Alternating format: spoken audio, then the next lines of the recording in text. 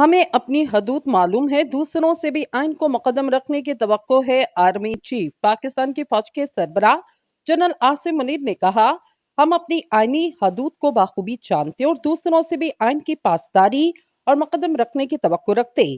جمعرات کو جنرل عاصم منیر نے رسالپور میں پاکستان ایئر فورس کی پاسنگ آؤٹ پریڈ میں بطور مہمان خصوصی شرکت کی۔ تقریب سے خطاب میں جنرل عاصم منیر نے کہا، ایک مضبوط فضائیہ کے بغیر ملک کسی بھی جارحے کے رحم و کرم پر ہوتا۔ پاک فضائیہ ہمیشہ قوم کی توقعات پر پورا اتری۔ مصنوعی ذہانت، روبوٹکس اور کوانٹم کمپیوٹنگ سمیت مخصوص ٹیکنالوجیز فضائی طاقت کے استعمال کو تبدیل کرنے کے ساتھ ساتھ اس کے دائرہ کار کو وسعت دے رہے۔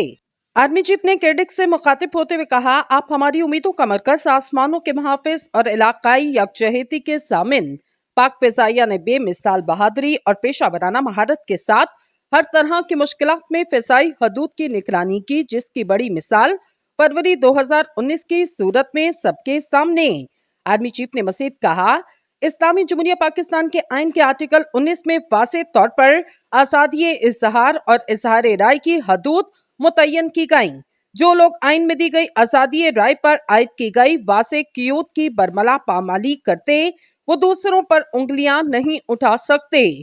جنرل عاصم منیر نے غزہ جنگ کا حوالہ دیتے ہوئے کہا، یہ اس بات کا تازہ ترین مثال کہ جنگیں کیا کیا مصائب سامنے لا سکتی۔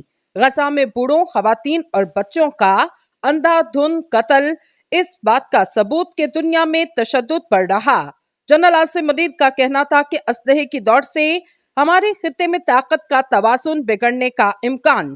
انہوں نے انڈیا کے زیر انتظام کشمیر کا ذکر کرتے ہوئے کہا، انڈین جارحیت پر پوری دنیا کی خاموشی وہاں گونجنے والی آزادی کی آواز کو دبا نہیں سکتی۔